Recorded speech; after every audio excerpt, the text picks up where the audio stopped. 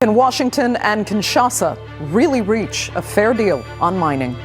The DRC is looking for a trade agreement, but critics say the end result will be exploitation, with private U.S. security companies contracted to shore up mineral extraction. Is President Trump making a modern-day scramble for Africa? The world woke up to a crisis no one saw coming. The Democratic Republic of Congo, the nation sitting on the mineral that powers every electric car on Earth, just slammed the door on a massive US Cobalt deal, and in seconds, markets panicked. Automakers froze, governments scrambled. Because when Congo shuts the gate on Cobalt, the entire clean energy future shakes. This is the moment the EV industry never prepared for. The alarm didn't erupt in one office or one capital, but across continents, echoing from Washington to Beijing, from Frankfurt to Seoul. Word spread that the Democratic Republic of Congo had rejected a major cobalt deal involving the United States, and within hours the global electric vehicle industry was thrown into its most dramatic moment in years. The shock wasn't subtle. It struck like a fault line ripping open beneath the world's clean energy ambitions, exposing the fragile foundations of an industry that everyone assumed was unstoppable. The cobalt deal had been expected to pass smoothly. For months, negotiators and industry analysts believed the agreement was already moving into its final phase. After all, cobalt is the spine of modern battery technology, and Congo holds more than two-thirds of the world's known reserves. The United States needed a dependable supply to compete in the intensifying global race for critical minerals, and the global EV industry depended on Congo's cooperation. But then came the freeze, the silence, and the sudden halt. What had looked like a near-certain alliance collapsed without warning. When Congo made its rejection public, cobalt markets trembled before analysts could even issue their first reactions. This wasn't merely a canceled deal. It was a geopolitical thunderclap. The world saw not just a negotiation falling apart, but a nation seizing control of the mineral that the future depends on. A single decision from Kinshasa sent tremors through governments, corporations, and financial institutions. Battery manufacturers braced for disruptions. Automakers reviewed their production forecasts. Commodity traders watched prices spike and volatility surge. Countries that had taken Congo's cooperation for granted realized instantly that they had underestimated its leverage.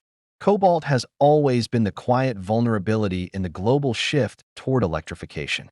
While lithium attracts public attention, cobalt is the mineral that stabilizes high-performance EV batteries and keeps them from overheating. Despite ongoing research into alternative chemistries, cobalt remains irreplaceable for many large-scale applications. That reality places Congo at the center of the world's energy future, and for years the country accepted deals that delivered less than its mineral wealth deserved. But this time was different. Congo was not interested in repeating old patterns. It wanted long-term value, stronger terms, deeper investment in local development, and a modern partnership that treated it as an equal power.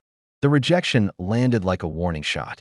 It signaled that foreign governments and multinational corporations could no longer assume Congo would bend to their expectations. This was Congo asserting sovereignty over its most valuable asset, and the world could no longer ignore the consequences of that shift. Markets responded within hours. Cobalt futures surged. Investors scrambled for hedges. Trading desks lit up with emergency updates. Battery producers, already strained by volatile prices in lithium and nickel, suddenly faced the possibility of a deeper bottleneck at the raw material stage. In corporate boardrooms, analysts worked late into the night charting supply chain vulnerabilities.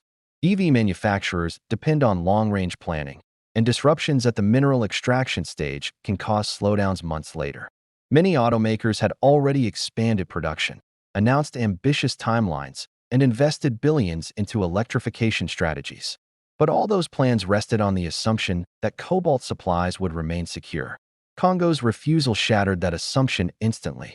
Meanwhile, governments held urgent briefings. The United States considered how to respond strategically, knowing that regaining lost ground in critical minerals would not be easy. Diplomatic channels were opened. Trade officials assessed alternative sources such as Australia, Indonesia, and South America. Yet even the most optimistic forecasts acknowledged a simple truth. No region could match Congo's cobalt scale or quality in the short term. China, already the dominant player in Congo's mining landscape, reacted with calculated interest. The rejection didn't guarantee China's advantage, but it signaled that Congo was no longer willing to accept arrangements that failed to offer substantial developmental returns. For China, the moment was both an opportunity and a warning. Even long-standing partners might face new terms as Congo restructured its mineral strategy. Observers across Africa watched closely. Congo had shown that a mineral-rich nation could defy global expectations and reshape the balance of power in critical mineral markets.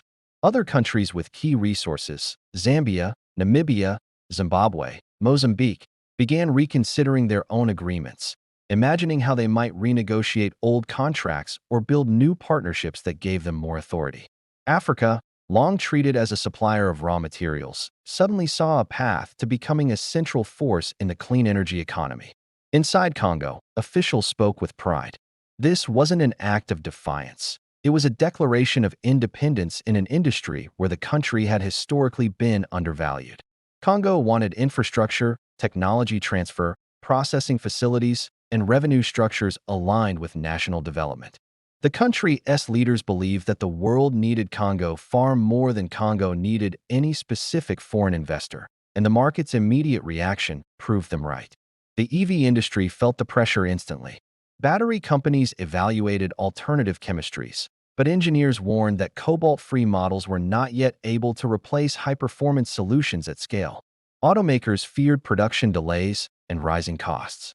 Companies rushed to identify new suppliers, but nearly all roads led back to the same bottleneck: Congo's dominance in global cobalt supply. As days passed, headlines captured the escalating sense of uncertainty: global scramble, supply chain crisis, cobalt shock. The transition to clean energy, once imagined as smooth and inevitable, suddenly looked far more complex. The world couldn't build a green future without addressing the geopolitics of critical minerals. And those minerals were concentrated in nations asserting their sovereignty more boldly than ever before. Financial markets followed every development. Hedge funds issued reports predicting long-term volatility in the EV sector. Investors poured money into alternative battery technologies. Commodity specialists debated whether the cobalt shock would be temporary or the beginning of a deeper transformation in global mineral supply chains. Some analysts argued that Congo's move could ultimately stabilize the industry by forcing fairer, more sustainable agreements. Others warned that the global dependence on one source for cobalt was now a glaring vulnerability. The broader lesson was unmistakable. The clean energy revolution wasn't just technical, it was geopolitical. Nations that once competed for oil pipelines now competed for mineral rights, refinery capacity, and influence over strategic extraction zones. Congo had placed itself at the center of that struggle, and the world would have to adapt. What happened after the rejection underscored how interconnected the world had become. Delegations from multiple countries sought new talks. Companies revised their offers, adding infrastructure promises, community investment plans, and processing commitments they had never offered before. The balance of power had shifted, and Congo was using its leverage to define its own future. But the implications stretched far beyond Congo. Governments and corporations began reconsidering their own strategies, recognizing that critical mineral security required more than investment. It required respectful, long-term partnerships with the nations holding those minerals. The world's energy transition could no longer rely on the old model of extraction. It needed a new framework shaped by collaboration and fairness. Congo's decision didn't stop the EV revolution, but it exposed the weaknesses within it. Companies understood that without stable access to cobalt, production timelines could slip, prices could rise, and competition between major global powers could intensify.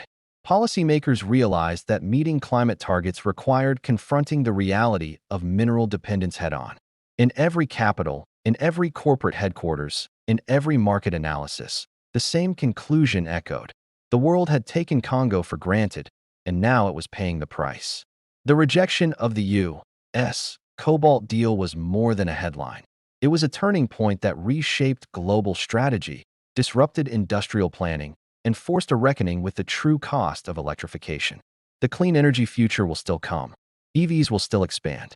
Battery innovation will continue. But the world will remember the moment Congo reminded everyone where the foundation of that future really lies.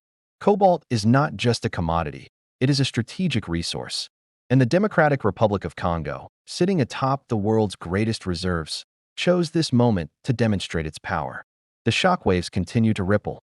The world is still recalibrating.